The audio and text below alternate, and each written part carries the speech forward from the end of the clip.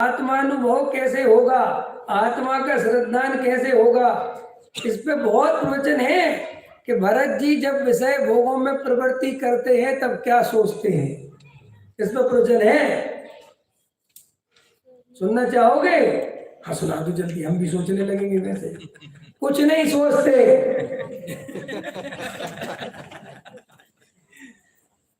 समझ में आया?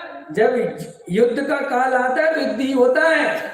जब बाहुबली से झगड़ा हो रहा तो हो ही रहा है, और कुछ नहीं सोच, क्योंकि सोचेंगे तो झगड़ा होगा कैसे?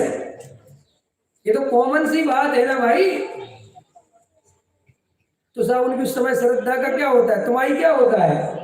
जैसे तुम लड़ते झगड़ते रहते हो, है सास को मम्मी कहते हो कि नहीं, लेकिन मम्मी मानते हो। एक आदमी आया अपने घर पे दौड़ा दौड़ा, अपनी पत्नी से बोला मम्मी आ रही है। उसकी पत्नी ने तो आओ देखा ना ताओ। किससे पूछा, कब पूछा, कौन बनाएगा व्यवस्था, वो।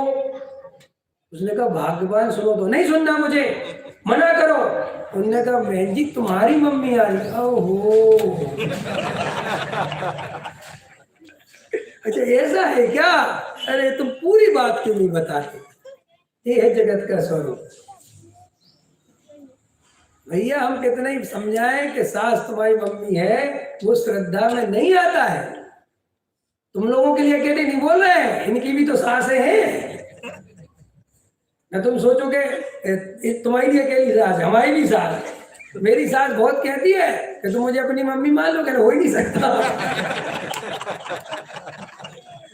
हम कुछ नहीं कर सकते। हाँ उपचार से तुमसे कह सकते हो मेरी मम्मी जैसी हो, सब कुछ हो, पैर छूता हो, लेकिन वो श्रद्धा नहीं आती।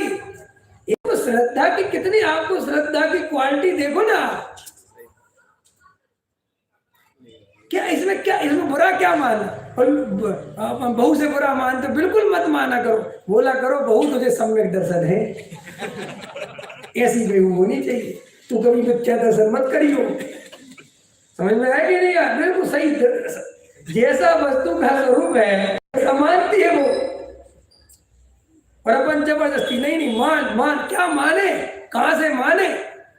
सौतेली माँ सौतेले बेटे से कितना ही प्यार करे, उसमें उसको अपनापन नहीं आता।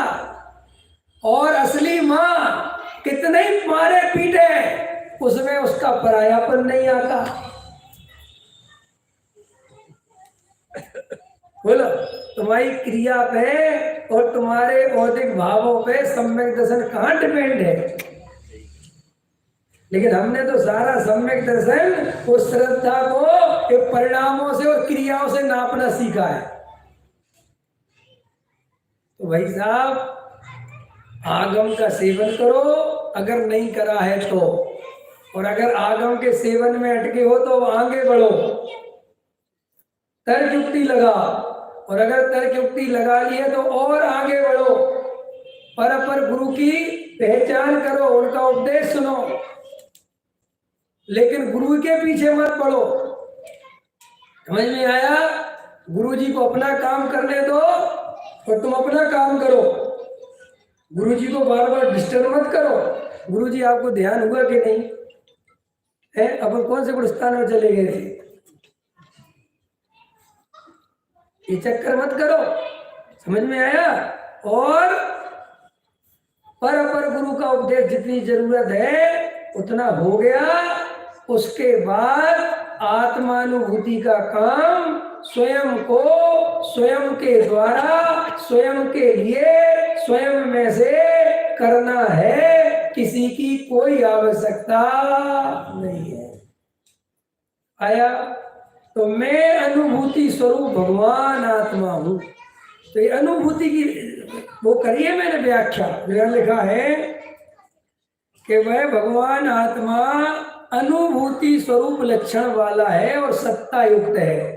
तो जो लोग ऐसा मानते हैं कि आत्मा का अनुभव नहीं होता, उनके लिए ये पढ़ना चाहिए कि भाई साहब आचार्य कुंद देव तो इसी पंचम काल के संत हैं, वो अपने को कह रहे हैं कि वह भगवान आत्मा अनुभूति स्वरूप है, माने वो सबके अनुभव में आने योग्य है। कोई काल, कोई क्षेत्र, कोई द्रव्य, कोई भाव उसमें बाधा उत्पन्न करने वाला नहीं है।